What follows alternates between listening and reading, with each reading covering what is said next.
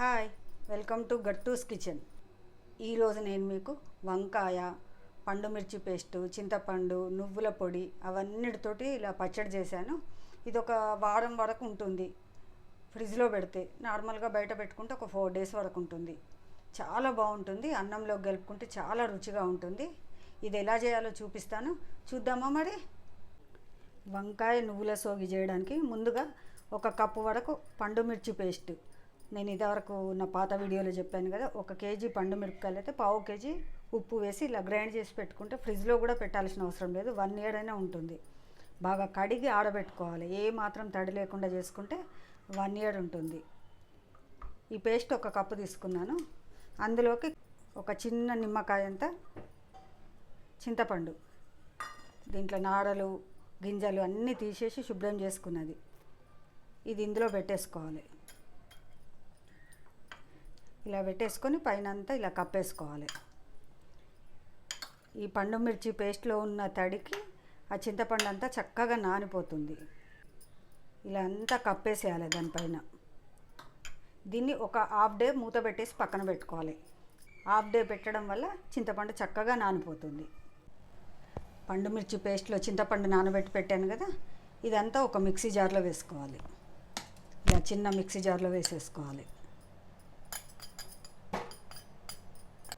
దీంట్లోకి ఒక 2 పెద్ద స్పూన్లు నువ్వులు వేయించిన పొడి 2 స్పూన్లు వేసుకోవాలి. ఇది పెద్ద స్పూన్ కాబట్టి 2 స్పూన్లు వేసుకుంటున్నాను. చిన్న స్పూన్ అయితే 3 స్పూన్లు వేసుకోండి. మీకు ఒకవేళ కొంచెం కమ్మగా ఎక్కువ ఇష్టం ఉంటే ఇంకొక స్పూన్ కూడా వేసుకోవచ్చు. ఇప్పుడు ఇది మొత్తం మిక్సీ చేసుకోవాలి. ఇలా మొత్తం మిక్సీ చేసుకున్నాం కదా, ఇప్పుడు దీన్నంతా ఈ బౌల్లో వేసుకోవాలి. చూడండి, చింతపండు చక్కగా నానిపోయింది, ఎక్కడా చింతపండు లేదు. దీంట్లోకి ఒక 1/2 స్పూను ఉప్పు వేసుకోవాలి. ఇదంతా చక్కగా కలుపుకోవాలి.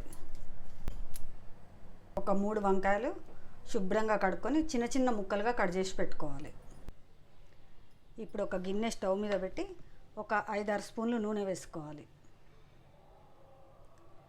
ఈ నూనె చక్కగా వేడెక్కనివ్వాలి.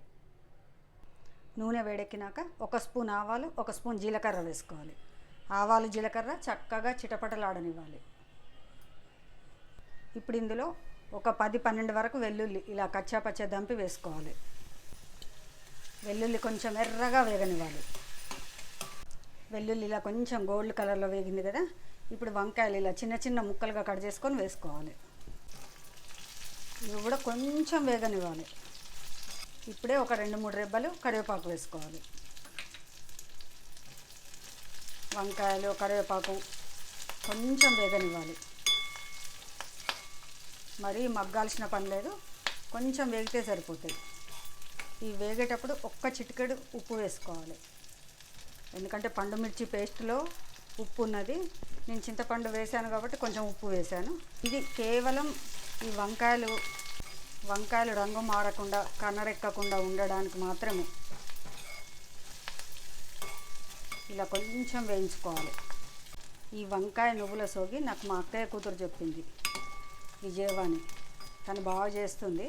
తన దగ్గర నేను తిన్నాను, తింటే నాకు చాలా నచ్చింది. అప్పుడు ఎలా చేయాలో అడిగి తెలుసుకొని నేను చేశాను. నేను చేస్తే చాలా బాగా వచ్చింది, అందుకే ఇప్పుడు మళ్ళీ చేసి వీడియో చేస్తున్నాను.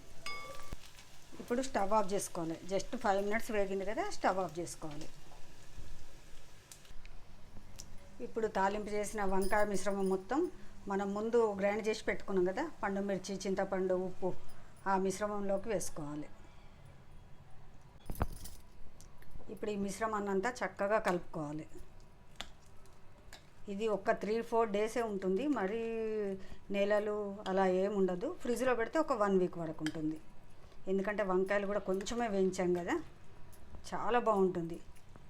ఈ పండు మిర్చి, చింతపండు, నువ్వుల పొడితోటి కమ్మగా చాలా బాగుంటుంది. వంకాయ నువ్వుల సోగి రెడీ అయిపోయింది.